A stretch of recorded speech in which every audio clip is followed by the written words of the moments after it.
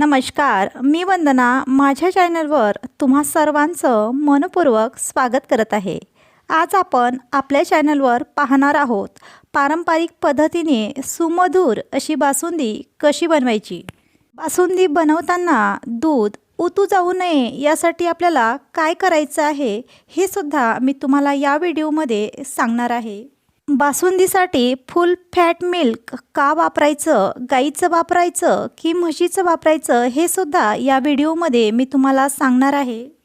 तुम्हाला जर 5 ते 10 मिनिटांमध्ये झटपट अशी इन्स्टंट बासुंदी बनवायची असेल तर तुम्ही कोणत्या पद्धतीने बनवू शकता हे सुद्धा मी या व्हिडिओमध्ये तुम्हाला सांगणार आहे। सर्वात आधी इथे मी म्हशीचं फुल फॅट मिल्क घेतलेलं आहे। हे दूध 2 लिटर आहे आणि सर्वात आधी हे पातेलं आपल्याला पाण्याने ओलं करून घ्यायचं आहे। ओलं केल्यानंतर यामध्ये दूध टाकून घ्यायचं आहे। कधीही दूध आणल्यानंतर हे दूध गाळून घ्यायचं। गाळल्यामुळे या दुधामध्ये असलेला कचरा आणि केस निघून जातात। बासुंदी बनवण्यासाठी शक्यतोवर तुम्ही पॅन वापरा। पॅन हा पसरट असल्यामुळे बासुंदी लवकर घट्ट होते। जर तुमच्याकडे पॅन नसेल तर तुम्ही अशा पद्धतीचं पातेलंसुद्धा वापरू शकता, पण अशा पद्धतीचं पातेलं खालच्या साईडने म्हणजे बुडाच्या साईडने थोडंसं जाडसर असायला हवं। यामुळे या पातेल्याला दूध चिटकत नाही।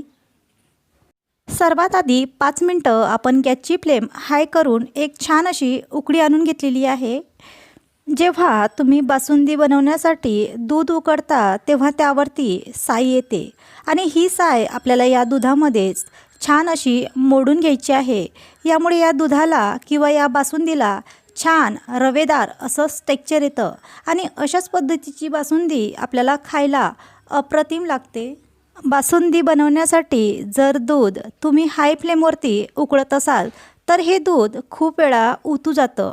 अशा वेळी हे दूध उतू जाऊ नये म्हणून तुम्हाला एक छान मी ट्रिक सांगणार आहे। हे दूध उतू जाऊ नये म्हणून फक्त 1 चमचा घ्यायचा आहे आणि तो चमचा आपल्याला या दुधामध्ये क्रॉस करून टाकायचा आहे।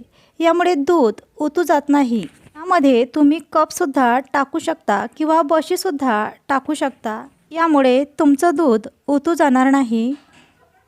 चमचा किंवा कप यामध्ये आपण टाकल्यामुळे यामध्ये तयार होणारी स्टीम बाहेर जाते आणि मग दूध उतू येत नाही। जर तुम्हाला एखाद्या वेळी झटपट बासुंदी तयार करायची असेल तर तुम्ही खव्याची बासुंदीसुद्धा बनवू शकता।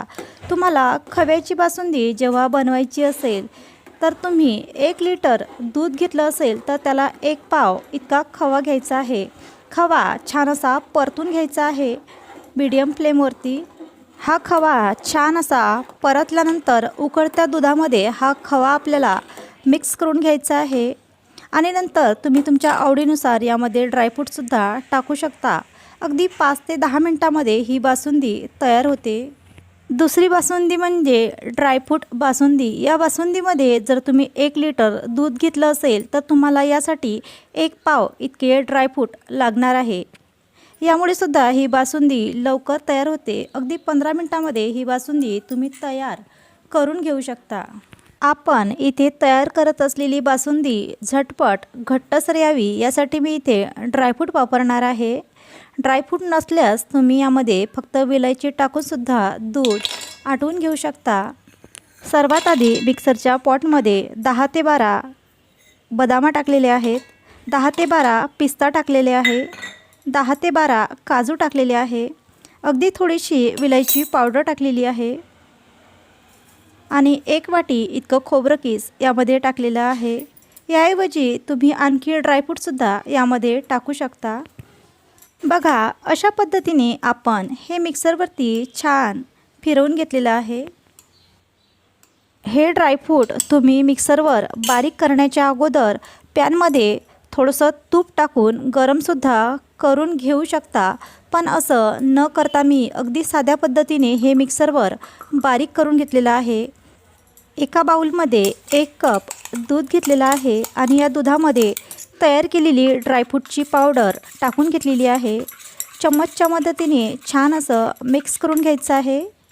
तुम्हाला आवश्यकता वाटल्यास यामध्ये तुम्ही केशर टाकू शकता, मनुका टाकू शकता आणि चारोळीसुद्धा टाकू शकता। बघा अशा पद्धतीने आपली ड्रायफ्रूटची पेस्ट तयार झालेली आहे। ही पेस्ट आपण या दुधामध्ये टाकून घेऊया। तुमच्याकडे जर भरपूर वेळ असेल तर मंद आचेवरच दूध आटवून घ्या। जोपर्यंत दूध अर्ध जास्त होईपर्यंत आटत नाही तोपर्यंत आपल्याला हे दूध गॅसवरती मंद आचेवर आटवून घ्यायचं आहे। ड्रायफ्रूट टाकल्यानंतर दूध खूप लवकर घट्ट होतं आणि नंतरच आपल्याला यामध्ये साखर टाकायची आहे। दूध जोपर्यंत अर्ध जास्त आटत नाही तोपर्यंत यामध्ये साखर टाकायची नाही। यामुळे ही बासुंदी चवीला जास्त गोड होऊ शकते। बघा आपल्या बासुंदीला अतिशय रवेदार असं टेक्स्चर आलं आहे। यामुळेच बासुंदी खायला अतिशय अप्रतिम अशी लागते। आपण तयार केलेल्या बासुंदीला अतिशय छान असं टेक्स्चर आलेलं आहे। बघा ही बासुंदी थंड झाल्यानंतर आणखी घट्ट येणार आहे। आता आपण यामध्ये साखर टाकून घेऊया। यामध्ये अतिशय जास्तसुद्धा साखर टाकायची नाही। इथे मी 1 वाटी इतकी साखर यामध्ये टाकलेली आहे। चवीनुसार तुम्ही साखर कमी जास्त करू शकता। इथे ही बासुंदी बनवण्यासाठी मला संपूर्ण 1.5 तास इतका लागलेला होता। जर तुम्ही हे दूध हाय फ्लेमवरती उकडत असाल तर तुम्हाला कमीसुद्धा वेळ लागू शकतो। बघा अशा पद्धतीने आपण आपली बासुंदी तयार करून घेतलेली आहे। साखर टाकल्यानंतर आपल्याला गॅसची फ्लेम 10 मिनिटासाठी हाय करून घ्यायची आहे। बघा खूप छान अशी ही बासुंदी आपली तयार झालेली आहे। आता गॅस बंद करून घ्यायचा आहे। या स्टेजला जरी बासुंदी तुम्हाला फार जास्त पातळ वाटत असली तरीही थंड झाल्यानंतर ती आणखी घट्ट होते। 15 ते 20 मिनिटानंतर बघा अशा पद्धतीने ही बासुंदी तयार झालेली आहे। बघा या बासुंदीचं टेक्स्चर अतिशय रवेदार आहे। पाहता क्षणी कोणालाही खावीशी वाटेल अशी ही बासुंदी आपण तयार केलेली आहे। सर्वात शेवटी यावरती थोडे ड्रायफ्रूट मीठ कट करून टाकून घेतलेले आहे। व्हिडिओ तुम्हाला कसा वाटला ते मला कमेंट करून सांगाल आणि व्हिडिओ शेवटपर्यंत पाहिल्याबद्दल तुम्हा सर्वांचे मनपूर्वक धन्यवाद।